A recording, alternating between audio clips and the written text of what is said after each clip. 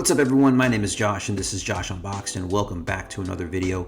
And what I want to do is actually a two-part video series spinning off of a couple of videos that I did just recently. One of them being finding value in the other graded card companies, whether it's BGS, SGC, HGA, CSG, as well as the topic of buying the card in the highest grade you can afford.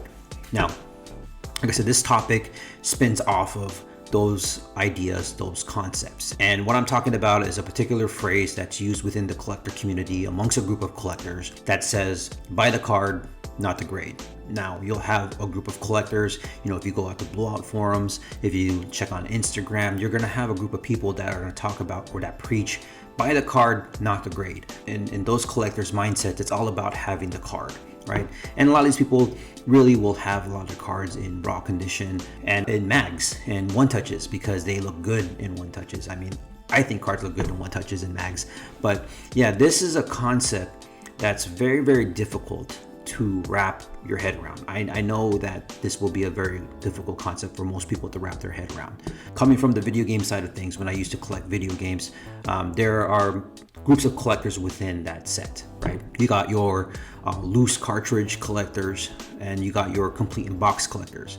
And within that complete in box collector group, they got different categories as well. You got people who don't care really much about the condition, they just want to have the box and manual.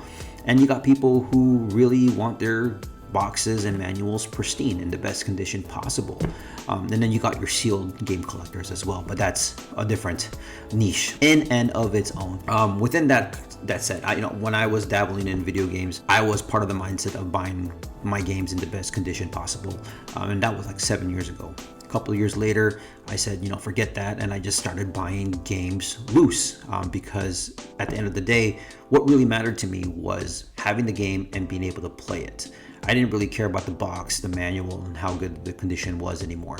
So I just focused on buying, loose cards. So it's a similar concept amongst buying the card, not the grade, because what you're actually buying is the card. And when it comes to rare cards, buying the card is what's the most important thing. Sure, the resale value on a high graded card is there. It's alluring, right? You can't deny that. You can't deny the fact that if you buy a high graded card and you do decide to sell at one point, you'll get more bang for your buck. Selling a PSA 9 over a PSA 7, you'll always get more for the 9 versus the 7, regardless of the rarity of the card if we're talking about the same card. So it will be a difficult concept to wrap your head around, but it's something that is talked about amongst some circles of collectors that, hey, just buy the card, not the grade. So I got a mail day today that exemplifies this whole entire thought process. Here's a little sneak peek of my weekly pickups for this week, and that is the 1997 Topps Michael Jordan minted in Springfield parallel. Now, the first thing that's gonna pop in your face is that grade. It's a PSA 4. Very good, excellent, VGEX. And this, to me, exemplifies buying the card, not the grade. Now, this card has some significance to me. I think it's a cool card to own, which is why I didn't mind buying this card in a PSA 4.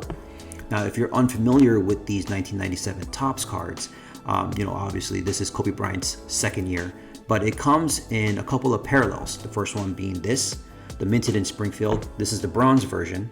It also comes in a minted in Springfield gold version as well. And it also comes in a O-Pee-Chee brand one, which was obviously sold in Canada. Now, O-Pee-Chee one goes for a lot of money. And then we would say that the gold version, the gold minted in Springfield is next. And then you got this bronze one, and then you got the base. Now with this card, I know why I got a PSA 4. There's a surface issue that's lined all the way down here that kind of goes from the top all the way to the bottom. But that doesn't really bother me because as I'm looking at the card, you don't really notice it unless you hold it in light in a certain angle with the reflection on it. Then you can totally see the surface issue, but it's still a cool card to own. I'm a big fan of these minted in Springfield 1997 Topps cards, especially if it's on players' cards who are already in the Hall of Fame. And I think it's a pretty cool concept. I believe this is the only year that they did this. Correct me if I'm wrong, but I don't think they ever did this type of parallel in any other top set. So something like this is really, really cool. Now, the reason why I wanted to bring this card up is because on a PSA 4, I got this card for less than $50. So winning bid was like around 48 bucks or so. Raw, this card goes for over $100. Okay. You're looking at paying over $100 for a raw minted in Springfield Michael Jordan card, the bronze version. I paid 48. So you can see that it's way more than 50% less than what the card goes for. And the fact that it's already graded and protected in a slab makes the deal that much more sweeter, especially with the prices of what it costs to get cards graded now. And obviously because of PSA suspending some of their lower tier services, you can't even send it in unless you want to send it in at the $300 price level.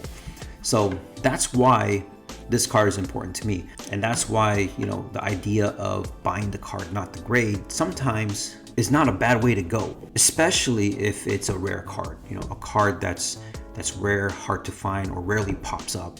Because at that point, you just want the card, right? It doesn't matter of the condition, you just want the card. Now, there's going to be a group of people that will say, no, I still want my card in the best condition possible. And that's because, one, it's about the collector mindset of having whatever you have or your collection in the best condition possible. And there's nothing wrong with that. Or it can also be the fact that you do plan to resell sometime in the near future, and there's nothing wrong with that either. So that's why I say that this particular concept, this particular topic is a little difficult to wrap the head around.